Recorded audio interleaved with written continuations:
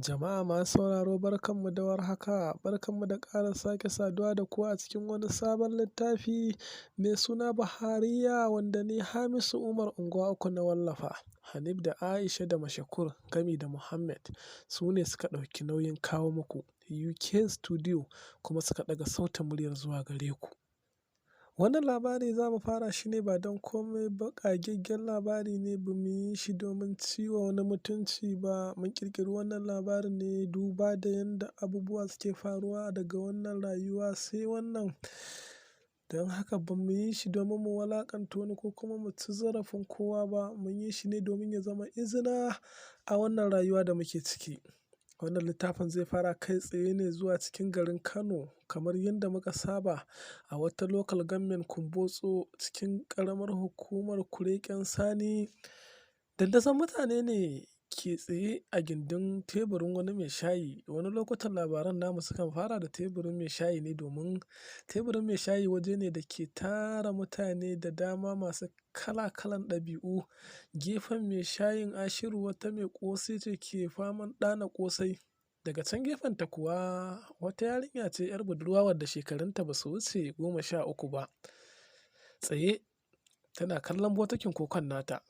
Zuwa can ba a ɗau wani lokaci ba sai ga wani ɗan saurayi nan wanda shekarunsa ba su wuce 25 ba ya yi birki a gurin dandazon mutanen. Ya yi shiru, ya zuba wa bokitin kokon idanu. Kallo ɗaya za ka yi masa ka san tabbas wannan matashi akwai abin da yake damunsa a cikin wannan rayuwa. Ya ɗau lokaci sosai yana kallon bokitin kokon. Zuwa can kuma sai aka ji ya ce, "Na rantse da Allah a samun zan iya shanyewa. A samun mana, ai wallahi ko ya fi wannan zan shanye." Magana yake yi a zuciyarsa yayin da ya ƙura wa bokitin kokon idanu. Amma kuma maganar da alama ta fito fili. Sauran mutanen da ke tsaye a gaban mai ƙosan suka juyo suka kalle shi. Ganin haka ya saurin basarwa gami da sosa kansa sannan ya gyaɗa kai ya fara ƙoƙarin gyaɗa kansa alamun ko waƙa yake yi.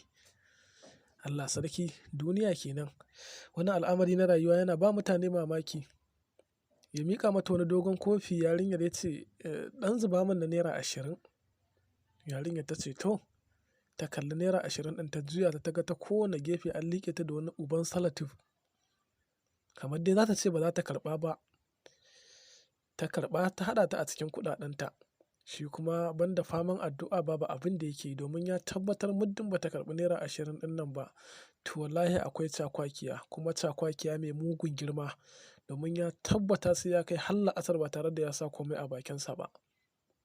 Yarinyar ta zuba masa kofi ɗaya. Ya ɗan kalli yarinyar ya yi murmushi. Uwan tale ya yi mata wasa. "Don Allah ki kyauta min mana. Na ga an yi magana cewa a gidan rediyo ɗazu kamar geron ya fara sauka." Uwan tale da ke tsugunne gaban bokitin roba kokon ta yi tsaki. Ta ce, "Tab, to ai kuwa duk majiyar da ka ji wallahi ƙarya suke yi domin jiya ma da muka je wajen Mudi mai shago ƙarin naira 50 muka samu. A hakan ma ya ce wai don mu kwastomomi ne." Ya yi murmushi. Zuwa can ba a san lokacin da ya afko ta tsinuwa ba. Amma abin da za mu iya faɗa a cikin tsinuwar da ya shi ne ya ce Allah zai saka mana. Sauran mutanen suka jijjiga kawunansu. Sannan ya ƙara karkacewa gefen aljihunsa na dama ya laluba ko zai samu wani kuɗin amma shiru. Nan da nan gabansa ya faɗi. "Na fi ajiye ta," ya ce. Ya ƙara zura hannunsa a cikin wani ƙaramin aljihu ya zaro naira 30. Nan da nan ya yi ajiyar zuciya ya ce, "Alhamdulillahi, ni dai na san tabbas ina da naira 30." Ya miƙa wa mai ƙosan Aisha, Anti Aisha kenan, yana murmushi. Ya ce, "Da Allah a taimaka a zuba mu, ina buƙata ne." Wani almajiri da ke ciki ce, "To ni tun safe fa na zo nan gurin." "Ka yi haƙuri yaro." Kafin ya ƙarasa maganar Anti Aisha mai ƙosai ta ɗaga wa yaron hannu da alamar ya yi shiru da bakinsa. Ta karɓi kuɗin naira 30. Duk wanda ya kalli wannan bawan Allah ya san yana cikin wani irin yanayi da ya kamata a ce an tausaya wa rayuwarsa. Wani wace iriyar duniya muke ciki ne? Ya za mu yi da wannan rayuwar ta ƙaƙa na kayi da talakawa suke ciki? Ta yaya za a yi a ce mutum ba zai yi sata ba? Ta yaya za a yi a ce mutum ba zai yi sata ba? Duba da irin wannan ƙunci da garari da matasa suke ciki. Anti Aisha ta ɗauko leda ta zuba masa ƙosan. ya yi kamar zai fashe da kuka ganin cewa bai fi ƙwaya bakwai ta zuba masa ba. Ɗan daɗa min da ɗan ƙayo-ƙayo ɗin nan mana anty Aisha, ya faɗa. Ta juyo ta kalle ta ce, sai haƙuri Abdulaziz, abubuwan ne sai a hankali. Ta tarkato wasu ɗan ƙayo-ƙayo ta watsa masa a cikin ledan. In sa ma yaji? Ta ce, a'a, ba komai. Ya karɓa. Sauran mutanen da ke tsaye a gaban mai ƙosan suka bi shi da kallo. Lokacin da ya iso shagonsa, ya buɗe ƙofar shagon ya shiga, ya ƙura wa shagon idanuwa yana kallo. Tabbas yanzu idan na ci wannan ma to yaya zan yi da rana? Wata zuciya ta ce, Ubangijin da ya halicci annabi Ibrahim kuma ya halicci annabi Musa ya kuma halicci annabi Adamu, ya halicce ka ya halicci mahaifinka, shi ke da wannan abun zai iya baka koma menene a cikin wannan rayuwar, baka san matsayin da zaka taka ba. Lallai ka kasance mai haƙuri. Ubangijin da ya ciyar da kai yanzu zai ciyar da kai anjima. Da wannan tunanin ya yi wa kansa murmushi, ya samu tsohuwar katifar da gaba ɗaya ta gama diddigewa a tsakiyar shagon, ya kwanta. Rayuwa kenan. Babu wanda zai kalli bawan Allah nan Abdulaziz ba tare da ya tausaya masa ba.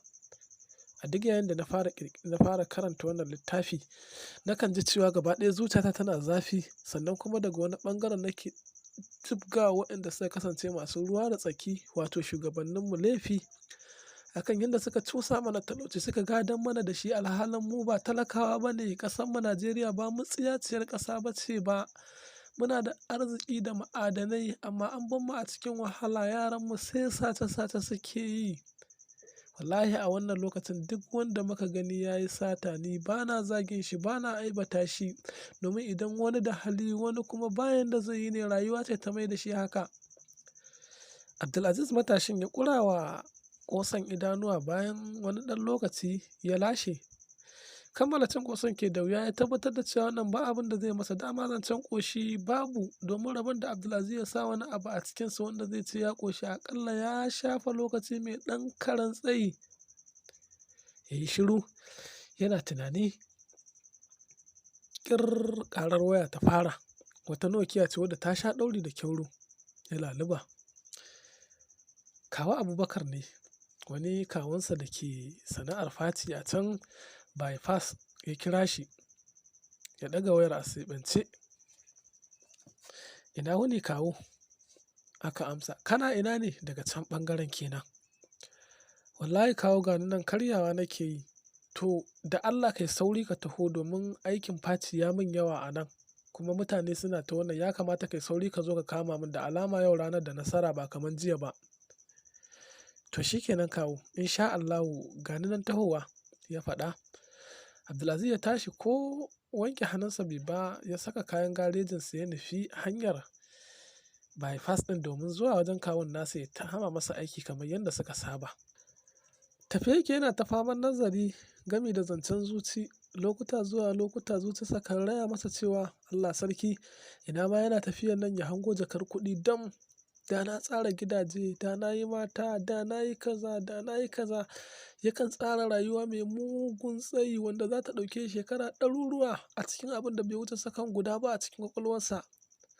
Da ya dawo daga cikin tunanin sai ya buga uban tsaki, ya kuma kalli gefe da gefensa, domin a duk lokacin da yake irin wannan tunanin sai ya ga kamar mutane kallonsa suke yi, ko kuma maganar da yake yi tana fitowa fili, kuma ba laifi ba ne ba hakan, domin maganar tana fitowa filin a duk yayin da yake yin ta a zuciyar tasa. Haka ya kama hanya ya tafi, ya je bypass, yana zuwa ya durƙusa. Ya samu kawun nasa yana ta faman aiki. Ya durƙusa ya gaida shi, ya ce, kawu ina kwana? Ya amsa, Abdulaziz Allah ya albarkace ka. Suka fara aikin. Ka ci abinci kuwa? Kawun nasa ya tambaye shi, domin ganin yanayin nashi ya tabbatar masa da cewa lalle Abdulaziz ɗin yana cikin wata irin damuwa. Abdulaziz ya yi murmushi, ya ɗago kai ya kalli kawun nasa ya ce, kawu na ci abinci kuma alhamdulillah na ƙoshi. Allah ya yi wa abin da na ci albarka. Kawun ya yi murmushi ya ce, ba komai. Ya buɗe baki zai yi masa magana, sai ga ta ƙerarriyar mota nan ƙirar Formatic ta yi fakin daidai gurin nasu. Abdulaziz ɗin ya tashi da gudu ya nufi wajen motar. Shiru. motar baya iya ganin kowa da yake cikinta. To masu sauraro a nan za mu dakata a ƙarshen littafi kashi na farko. Episode 1 kenan, sai mu haɗa episode na biyu. Na bar ku lafiya da alkhairi.